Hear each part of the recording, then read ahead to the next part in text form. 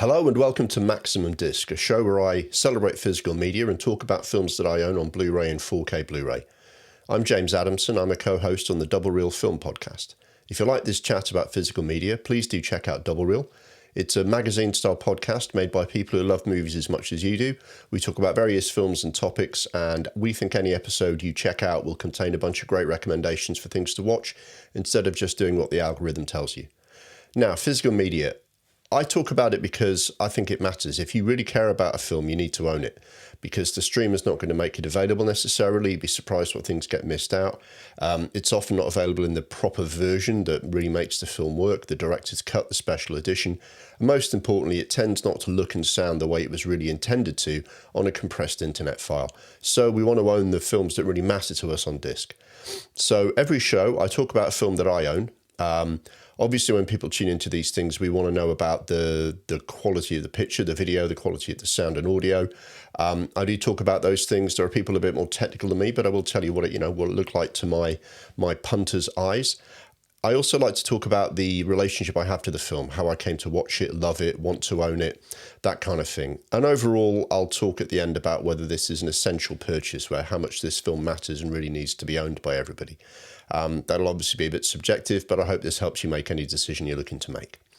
Today we're talking about Spirited Away on Blu Ray. So this film came out in 2001. It is the work of writer-director Hayao Miyazaki. Apologies if I'm mispronouncing that and any other Japanese names incorrectly on the show. He is credited as the mastermind of Studio Ghibli. Other people have directed films under that studio name, but the ones that are most famous come under him. The cinematographer on the film was Atsushi Okui, who has been director of photography on various Ghibli and Miyazaki productions, such as Princess Mononoke, Howl's Moving Castle, and The Boy and the Heron most recently. As for the sound, as tends to be the case, 30 people are credited on IMDb. Working out who were the leading sound people seems a bit complicated, especially for a foreign language animated film where some of the credited people are working on the dubbing and the international versions, and they didn't do the sound design for the original film. But I was able to pick out from awards nominations the following names, which I think were quite instrumental to the sound. Sound designer Shuji Inoue, sound effects by Michihiro Ito and Toru Noguchi, and I think it's worth mentioning the score by Joe Hisaishi, because that music really is incredible and plays a large part in the film. So this is an incredibly famous film, very highly rated. So as you can imagine, the awards and nominations, it's a pretty significant list. It won the Oscar for Best Foreign Film. It was the first foreign film, and as in foreign language, and the first hand-drawn animated film to do so, because that's a relatively recent Oscar, and I think it had been dominated by the Pixars and the Shreks of this world. In terms of what the film's about, when you look on IMDb, the tagline for this film is quite interesting. It says, during her family's move to the suburbs, a sullen 10-year-old girl wanders into a world ruled by gods, witches and spirits, and where humans are turned into beasts. I'm not sure if I'd agree with her being a sullen 10-year-old girl, but I get what they're talking about. That tagline gives you enough of a lead in the general idea. But there's much more to it than that. The film is an allegory or a parallel to, among many other things, a kid who feels disconnected now that she's been moved away from her home to some new place that she's got to get used to. She's not keen on the move. It's actually her parents that stop to have a look at this strange place in the woods, and she kind of dragged along with them. And she's the one stuck there when her parents gorge themselves on a load of free food at a stall and get turned into pigs. So we're obviously in some kind of weird magical world. She then has to adopt a completely new life. She even gets given a new name. She has to build relationships with all sorts of characters. She has to get a job. And she has to make sense and find a way in this brand new, strange world and find a way through and hope somehow it gets her back home and releases her parents from whatever spell that they're under. On the way, we're treated to some of the most extraordinary sights and ideas. This is a wonderfully realised world. And the girl, Chihiro, or Sen as she becomes known, she goes from working in the underground depths of the world, then she goes up into the sort of more, front of house, working in the bathhouse with these incredibly strange creatures. She meets the terrifying, powerful boss of the whole place. She's trying to help different characters that she's befriended. She gets caught up in a complex series of challenges and conflicts. So there's a lot going on. Some people have called it like a Japanese Alice in Wonderland, or maybe a bit of Wizard of Oz. And I think those are good reference points, because if you like the idea of a central character suddenly finding herself in this perplexing magical world that you can't quite, get her head around, I think that's a really good start point. But I think it then goes into all sorts of other different territory, and there's some wonderful references to Japanese mythology, which you can just enjoy for their extraordinary look and feel and sound, and the way it kind of brings the film to life. But then if you're a nerd like me, you think you can then go look up all the different Easter eggs and references in the film and really get into it. So it's an extraordinary film, full of imagination, full of strange worlds and imagery. Sometimes it might have a dream logic. Did it really happen? But it's a wonderful, powerful, milestone, I think, in great animated storytelling. Now, my background with the film is, I think, sometime in the early 2000s, I can't remember exactly when, word was getting around about Miyazaki and Ghibli. Now, I was the kind of film fan who was receptive to that kind of thing. I loved Akira, and I watched a fair bit of other Japanese cinema. I wasn't particularly knowledgeable or plugged in, but if I heard about something like that, I would go and watch it.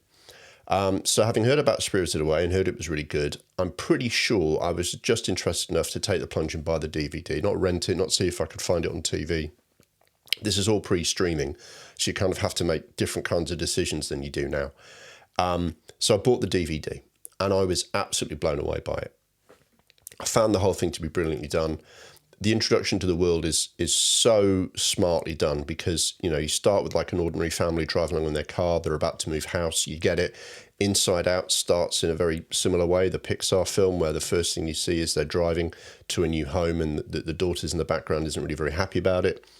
And then you're lured in, the viewer is lured in with the characters through that stone tunnel where they go, oh, what's going on here?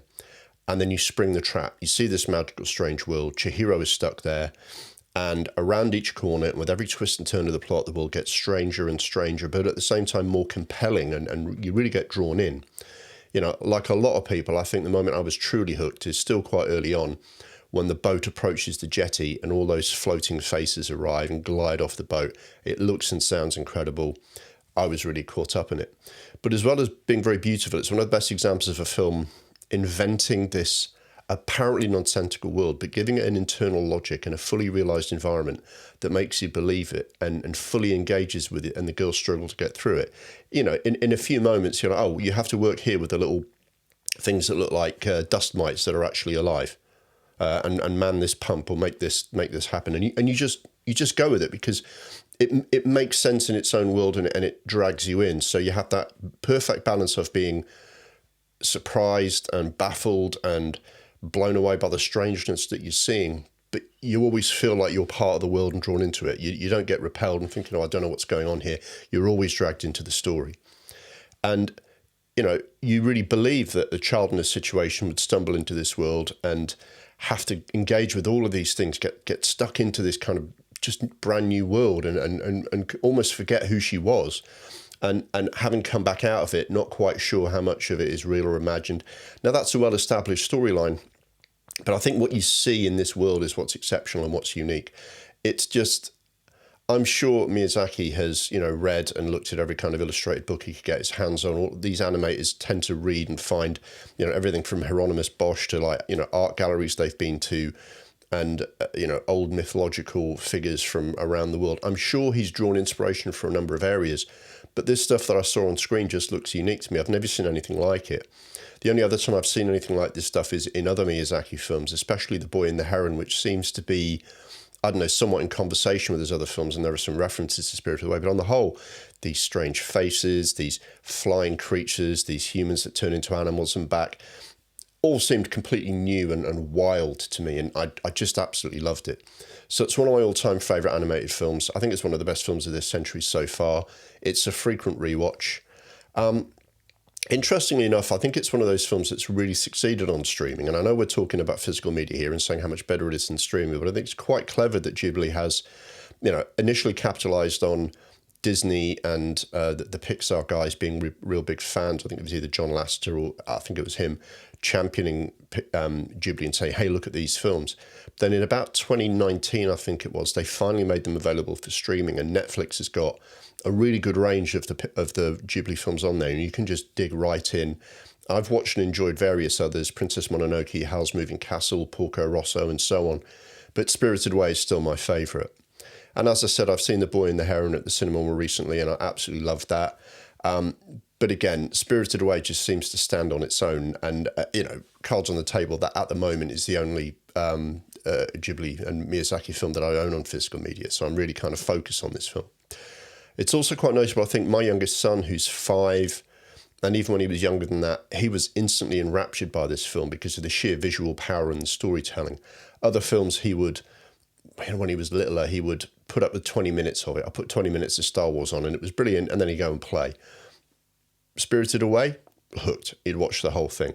He's too young to understand a lot of what's going on, but the visceral level that this storytelling and powerful imagery just kind of really gets right under your skin and right into you is very clear. It works on anyone.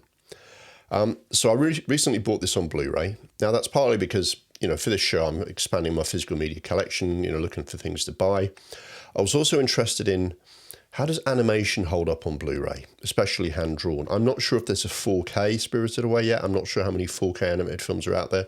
But let's start with Blu Ray. How does it compare to my old DVD? Does, something like hand-drawn animation actually get enhanced that much when you're on, an HD disc? And how does it compare to the streaming version on Netflix, which is probably the way I sort of rewatch this film the most often. It's a bit lazy, but you walk into the other room, turn the telly on, don't even have to go and go to the shelf and get the DVD. You can switch it on. Now I have the Blu-ray. Let's see if it's really worth having this instead of any other version. So we'll talk about the disc. It's Studio Canal's 2-disc edition. They've done a Studio Ghibli collection, so they made a number of these available like this. There are other versions. There's that like Disney Presents, older ones. There's a 20th anniversary special collector's edition from Studio Canal. The Studio Canal version I've got is from 2014, so it's not that. There's also a Shout Factory version from 2017. I'm not entirely sure what the difference is, except that all of those other editions that I could find were more expensive, and you can get this one on eBay for £10. Now, I've looked around, I've read up, I can't see anything particular that indicates more recent editions are a fresh transfer or a particularly different sort of treatment of the image. So I think this is representative of what you can get on Blu-ray. The reason you might want to buy one of those other editions is they come with, box set packaging, physical artwork, art cards, stills of the film and stuff like that. This has got a good amount of bonus content on disc, although perhaps not as much as the collector's edition, but it's got various things, including making of, trailers, a documentary about Miyazaki, which I think was sponsored by Disney. So lots of things to get your teeth into on the extras, and a good reproduction on Blu-ray. So now let's talk about the video. First things first, it absolutely blows away the DVD. Now, I've said this before, sometimes my first experience of watching a film was on an old 1980s television or a scratchy VHS, and the visual power came through. And the visual power of this film does come through on the DVD. It looks really good, but when you put the Blu-ray on, the colours are richer, more vibrant. The colours pop like infinitely more. It really kind of comes to life compared to the DVD. I switched the DVD back on to have a look at it, and after the Blu-ray, it does look a bit faded and insipid by comparison. I guess your eyes do a lot of the work for you. I mean, also, when I first watched the DVD, it was on a pretty good HD TV. This has now been upscaled on a 4K Blu-ray and on a 4K TV. So perhaps it's kind of shining too much of a light on the limitations of 480 resolution. But on HD, on the Blu-ray, it looks absolutely great. Don't want to be too harsh on the DVD because it does still look good. But if you've got the Blu-ray in the case, you're never going to watch the DVD again. These rich and textured worlds are beautifully rendered. They're flying, weird, grotesque, beautiful images just hitting the screen every moment. And it really brings it to life. And the whole point of this story is you want this kind of strange, magical world to feel, alive in the room that you're sitting in. It's definitely an experience. I would say that from a video point of view, the streaming versions are still pretty good. Some of the kind of straightforward hand-drawn stuff is very lifelike. It's far ahead of DVD.